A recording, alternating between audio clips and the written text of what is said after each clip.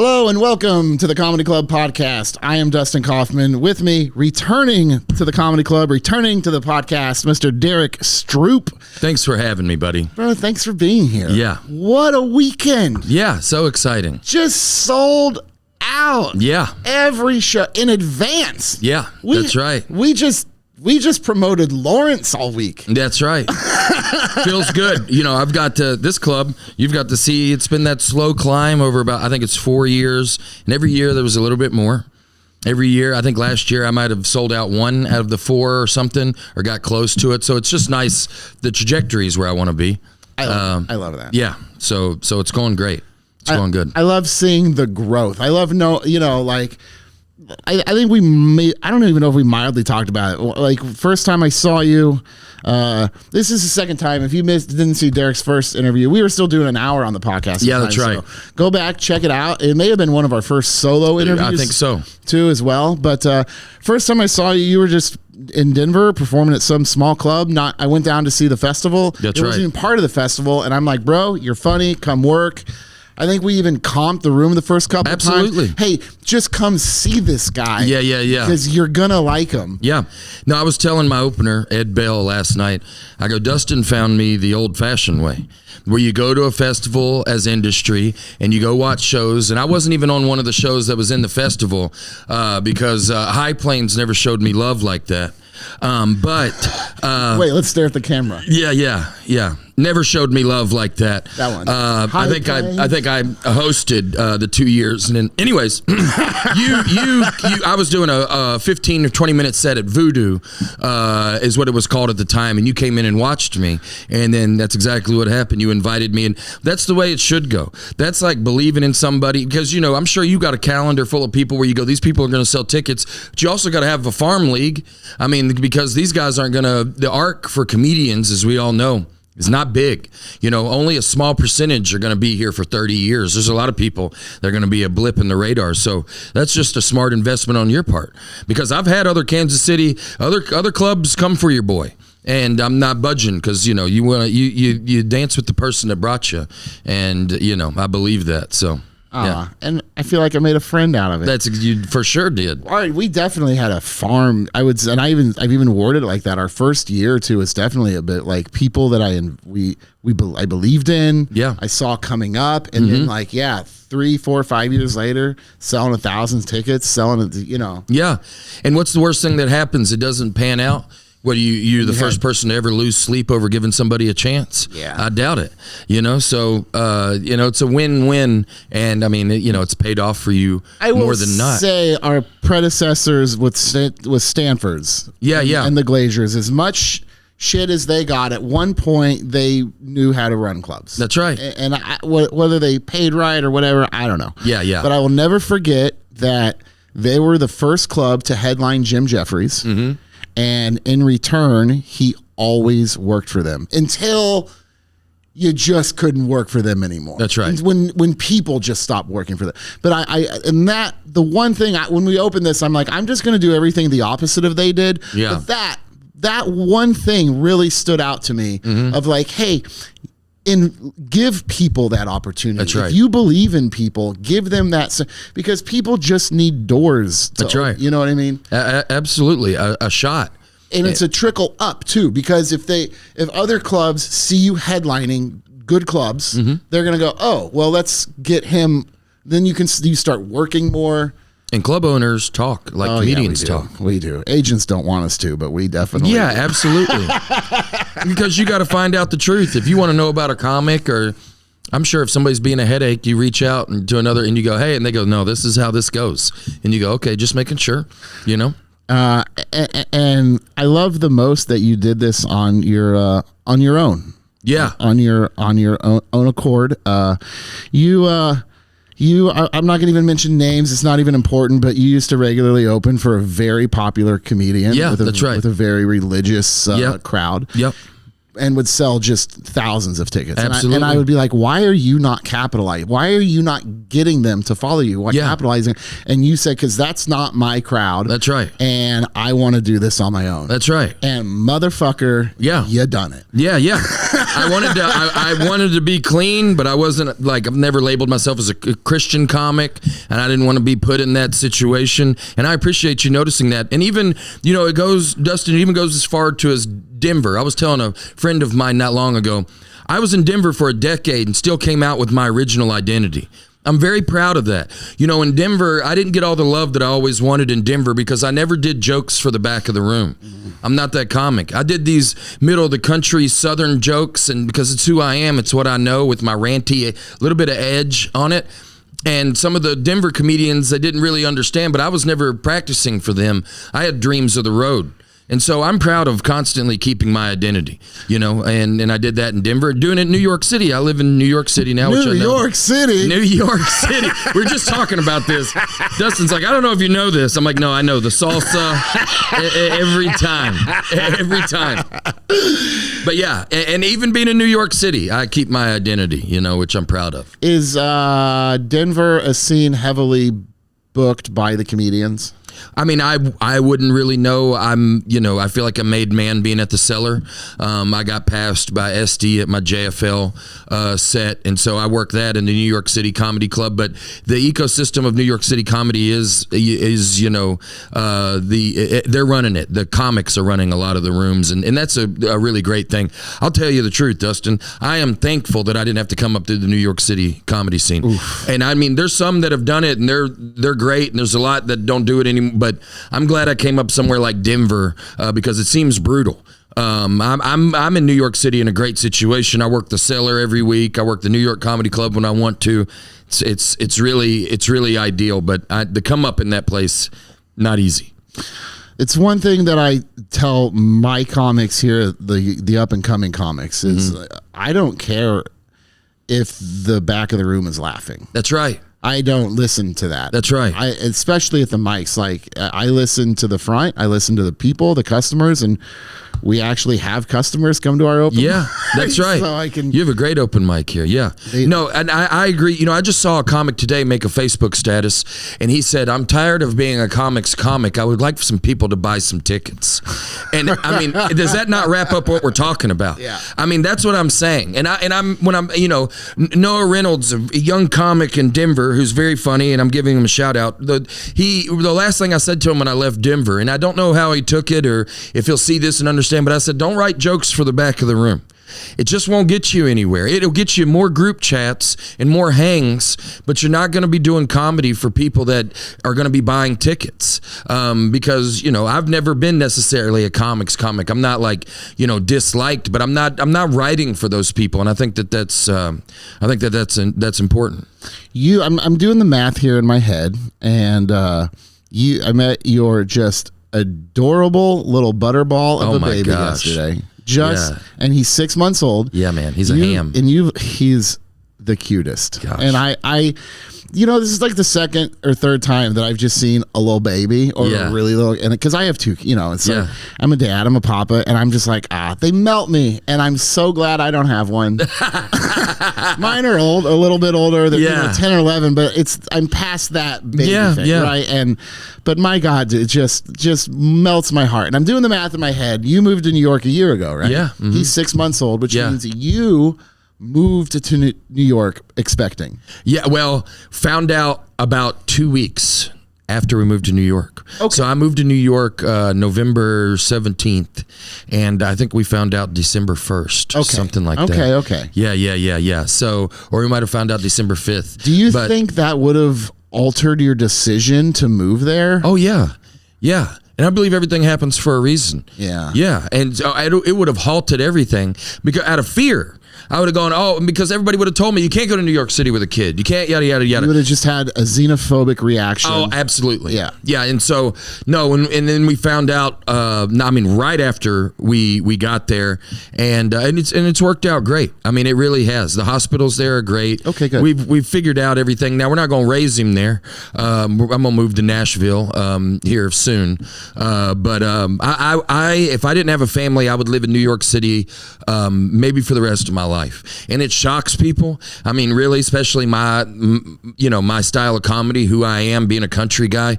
But I was just telling, there's a pretty famous photographer in New York City. Her name's Mindy. She's been photographing people for over 20 years. She does every big name you know. She's from Alabama, and we were having this conversation. She's lived in Brooklyn for 22 years.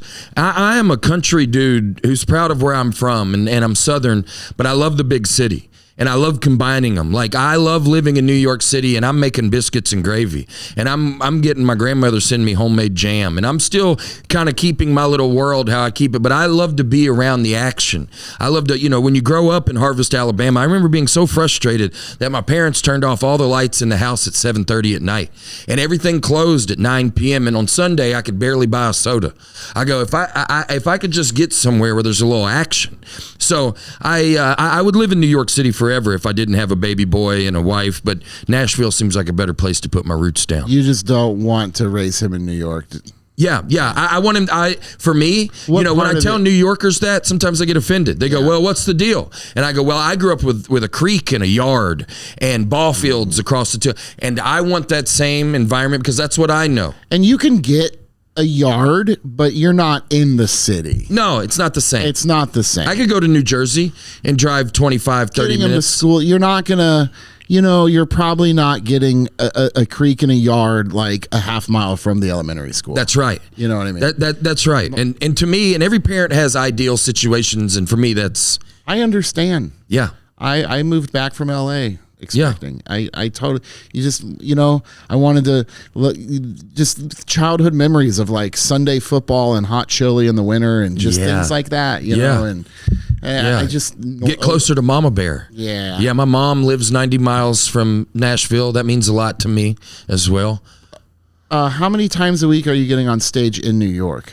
I'm usually only home for 3 days, sometimes 4. And it's usually 3 days. I'll usually get home on Monday and leave Thursday morning. And one of those 3 days I'll get on. But when you're working the cellar, and I'm in good favor with Esty, I'll do 4 to 5 to 6 sets in a night. Okay. So it's basically 2 nights in one. So you can like really work out material. You're 100% right, to the point to where I'm not somebody that can go on cold. Like, I'll actually do the first 2 shows of the night and kind of be in my classics and get my courage worked up and get my motor running. And then those last 4 shows, I'm going to shoot from the hip. It's hard to roll out of a taxi and fire off new material. But that's the great thing about 5 or 6 sets in a night. And also the cellar has... it's up to my game. I feel like I'm a quicker, smarter comic being there because New York City expects that. And the peers that I'm around. It's like I'm constantly, when Todd Barry is in the back of the room or Louis C.K., I'm pushing myself. There is no, and I'm not one to mail it in normally, but the peers, the people in New York City are all so talented. It makes you rise to. Well, there's to no level. lack of talent in Nashville right now. No. That Zanies is just flooded with some of the best and biggest comics working right now. Absolutely. And you're just going to even add to that. Yeah. They have, so you're saying working out 6, taking a couple shows to start working on new stuff. Zanies, is it Monday, Tuesday? Monday and Tuesday. Is new material night. Yeah. They got, the showcase on Tuesday, new material on Monday. Okay. Yeah. And so is it very strict? Like, this is where the headliners are working out new material? Absolutely. There's just not a lot of other options. So it's going to be a little bit of a change. I know you're going to take advantage of it. Yeah, but I mean, But I think from an audience perspective, it's okay because they know what they're going to see. Mm-hmm. They know they're going to see real comedians, great comics doing new stuff. That's right. So I think there's a little bit of a leeway. There's some grace. I agree. A grace. But yeah, you're not going to have the warm-ups to get to work out that new stuff. No, and it's also like when I'm in the Comedy Cellar, it just feels like a bunch of random people. In Nashville, it's like some fans are mixed in, and I love in the Comedy Cellar, I like that mix. I want tourists, I want different people. That's the only reason I didn't have to move to New York. The most universal crowds. 100%. All over the world. All over the world. And I know and I love that because if my jokes work in that that room, they're going to work anywhere. And the only things I have to kind of back off of, some of my jokes are a little too country for that crowd. And but for the most part, I'm able to work on just about whatever I want and make it as smart because nobody told me to move to New York City. My team was not like, you got to get to New York if you want to. That was like a chip on my shoulder. Sometimes it takes that kind of resistance to get you to push yourself. Oh, 100% forward. Oh, 100%. I worked for the Stanfords and like regularly, and it used to be managed by comedians and booked by comedians, and I worked all the time. Yeah. And then suddenly the managers didn't give a fuck about comedy. They were just cokeheads, watched college basketball. That's like, they were booking people who got them coke and all that. I'm like, I stopped getting work there. Mm-hmm. And like my relationship with that club dwindled, and it forced me to start going out and booking my own stuff and pushing myself and working and I do wonder if I would have just been patted on the back, let's work them everywhere, if you just would have been comfortable, if I would, and you're like, hey, I don't need to do this, I don't need to do that, I'm getting it all here. So I do understand what you're saying, and sometimes it does take a little wall for you to find another path. No. It was the best thing that could have ever happened to me, because got a little anger about that. Oh yeah, well, I'm going to tell you why. I just want to clarify. I did not bring that up. No. This is all on my own. And the chip I have on my shoulder, I wake up with it every day. And it's because, and I want people to know, it's some people will be like, man, he hates his old. No, it just hurt my feelings. So I go, well, for me, I want to see how real this is. If I'm worth anything, I should be able to go to New York City. And when I went to New York City, I'll never forget this, Dustin. The first week I was in New York City, Esty gave me an insane amount of spots. And in hindsight, she was checking me. She was going to see what I was made of. So, I mean, one night, 7 spots. One night, 5 spots. Next night, 8 spots. And I got done, and I mean, I was ripping the room in half. I mean, really having people like Dave Attell stop me outside. And he does this to comedians he likes. This isn't just unique to me, but he's like, hey, man, that cigarette bit sounded like Bob Dylan lyrics. He was like, it's poetic. And for the people listening at home or in your car, wherever you are, he's talking about when he first performed in New York at the Cellar.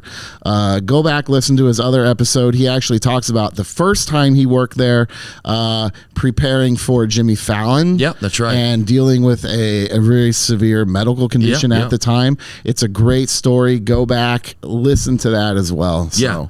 Yeah. But no, and you're right, because I used to say all the time, if I would have gotten all the love that I probably wanted, I'd be very complacent. But it was like, it pushed me, and it made me a better comic. But I have what helps me in comedy is how competitive I am. I mean, I am very competitive, and not like I want to beat everybody. I'm competitive like with myself. Like I have high expectations. I have a certain level of that I would never mail it in. But anyways, the Denver comedy scene made me stronger for sure. But now you're selling out. You're selling like this everywhere. Yeah. And you're about to. I think this is probably in our bank. I think this is going to come out right. I think it'll line up with your special. Nice. March 10th. That's right. Yeah. Netflix. That's right. Derrick Stroup. Yeah, it's called Nostalgic. Yeah, I love it. Where did you film? At the Lyric Theater in Birmingham, Alabama. 3 shows. Yeah, it was hot shows, home crowd. Was proud to do it there. 3 nights, 2 nights? 2 nights. 2 nights. 1 Friday night, 2 Saturday. Did you do laundry between shows to wash the clothes? No, I did not. So we remember that, watching that. Yeah, that's right. Some of those shots. That's so funny. Yeah, and I mean the first day they told me we had kind of an idea about wardrobe, but I showed up ready to shoot in red pants, and I got shot down. I was pumped. I was going to do red pants, black shirt, but no, it could not have gone any better. I did it with 800-Pound Gorilla, and Netflix helped produce it, so it was great. 800-Pound Gorilla is who, and associated to Nate. I remember that's, can I mention Greg Warren a little bit? Of course. Because he works with Nate too. We had 14 sold out shows. Yeah, that's crazy. But I remember when he started popping, he did, when he decided I'm going to utilize social media. I'm going to give, I'm an old dog trying the new fucking game. Right? Yeah. And it was an 800-pound gorilla special, and the way that they cut it and posted it and continue to post it. Yeah. Bro, that is what helped him start climbing Absolutely. and climbing and climbing Yeah. and climbing. And so, and you're already selling. Sorry, I don't know who is it? That's my kid. Fuck you. It's a great thing about editing podcasts. Edit my ass. I'll call him back. I love it.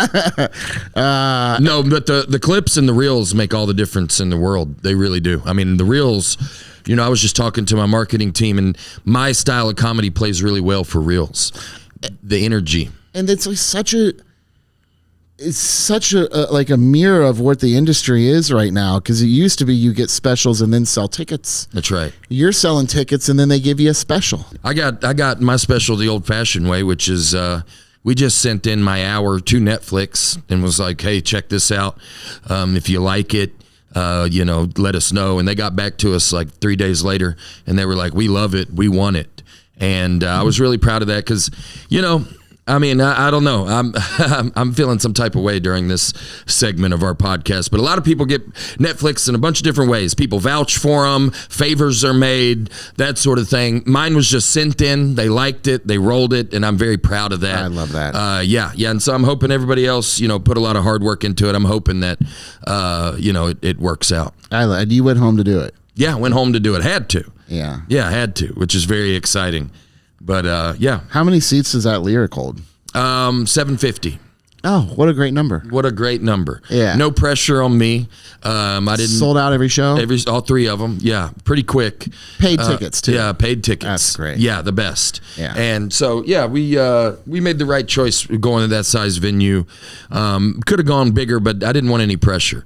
You know, 750 is a sweet spot for a theater, really. Yeah. It's a nice small, you know. You're gonna start moving to theaters? Yeah, I got a theater tour that starts in the fall. Oh, that's great. Yeah, starts. We hit the ground running in August. Wait, are you doing? I mean, I'm doing Salt Lake City, excuse me, in May I'm doing a theater in Atlanta, and then Salt Lake City. I had a weekend like your boy Greg had, but instead of doing that many shows, we just broke it up. So I did 9 at Wise Guys, and then I've already sold 1,400 tickets to the theater November 7th. Oh, yeah. I gotta say, I did get on a heater like your boy Greg. But we broke it up instead of doing a residency, instead of doing a week long. We just did. I love seeing that. Yeah. It's almost like Nate's putting money in our pocket. he's putting Money in our pocket. I try to tell people that. Nate's putting money in the industry's pocket. In the industry's pocket, even bigger and better. No, he literally is. I mean, doing these arenas, and then he's selling out. Like, I tell people. I'm excited for his movie. I'm in it. It's the best. You have a spot in that? Oh, yeah. Man. Come on, dog. I got like 5 or 6 lines. It's so fun. One scene, multiple scenes? It's 2 different scenes. One scene I'm talking to him a good bit, and then the other scene I'm kind of like in the back, like, woo, you know, like just like a little cameo. Yeah, he's the nicest. What's the movie called? Breadwinner. When does that come out? I think it got moved to like May 13th or May 19th. It was March 13th, but it got so much heat. Nate won a Grammy, and they go, oh, we're going to put it, because May is like a really great movie month for especially family movies, kids getting out of school, yada, yada. So they moved it to May, and Mandy Moore's in it, a bunch of very funny There people. is not enough comedy movies. No, this is like that classic, you know, this is like a retake on I'm Mr. glad Mom. it didn't just go to Netflix. Yeah, me too. No, it's going in like a classic. You go take your kids, you get some Milk Duds, you get some popcorn. Call it Neteflix. Yeah. Oh my. I don't know if he knows about that, but he might love it. His own streaming site? Yeah. Netflix? Oh my. There's already Nateland. He's building a theme park. You heard it here on the Comedy Club podcast. Truly. Dustin Kaufman. Netflix is pretty good. If you use it, just come give us a weekend. Give us a weekend. Or a week. How about a residency? Nate sold out 41 shows. Dude, our goal is to sell out June. Oh, that would be... If I can just, for 1 second, man, I used to be so excited when we'd get sold out shows growing and growing. And so Yeah. we have sold out weeks now more often than we had sold out shows. Oh, that's so great. And then we what I think we're about to do what Greg did in July. My goal in June. My goal right now is to sell out June. That is June. That lets you know where comedy is at. It's so fun to be a part of it right now. Yeah. It really is. I mean, and also, here's something else that's exciting. Even experts in whatever industry, they're talking about the more technology that happens, the more comedy becomes popular. It's going to be the only thing that's like a live experience that can't be, automated or turned into a robot. So, I mean, it goes our direct. When people want to feel something, they can go out and watch somebody crush, or they can go out and watch somebody bomb, but you'll feel something. Yeah, and if you need a hug, I'll give you a hug. Come Absolutely. out for a laugh, have a drink. Yeah. Get a hug. I had 2 people in the meet and greet line down there ask me for hugs. Tip your staff. Yeah. Okay, so last night after the show, there were some girls looking at their pictures after the show, and you did this with your hands up, hands off of them, and there was 4 girls, and they're like, "What? His hands like that? Oh, he's married. He can't touch." And then one of the girls went, "Well, he had his hands on some other girls. Why not me? That is so funny. Why not us?" Yeah. It was probably because it was like, if it's like a 70-year-old named Mabel, I'll put my hand on her shoulder. You know who I learned that from? That's a Dustin Nickerson special.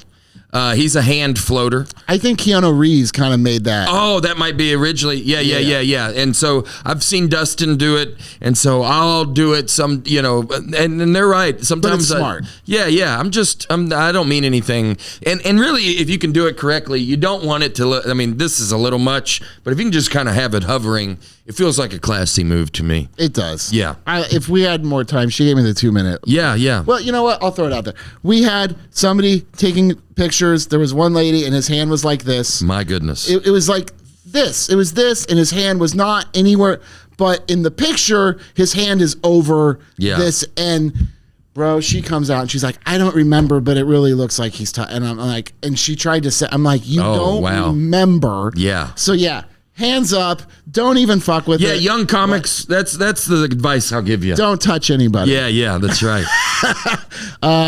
What's your socials? Oh, yeah, Derrick Yells. That's my socials for everything. DerrickStroupComedy.com. That's where you can get the tickets. And, I'm out there. I'm a road dog for sure, so you'll find me. I love it. I love you. Love you, buddy. I can't wait to see you again. Have you come back? Absolutely. Congratulations on everything. Thank you, man. And Thank your you. new baby and your beautiful wife. Yeah. Come subscribe. Go watch his last episode. Derrick Stroup. Thank you. Find him in a town, in a club, in a theater, on the movie theaters, TV, streaming, whatever. He's everywhere. Thank you. Bye-bye.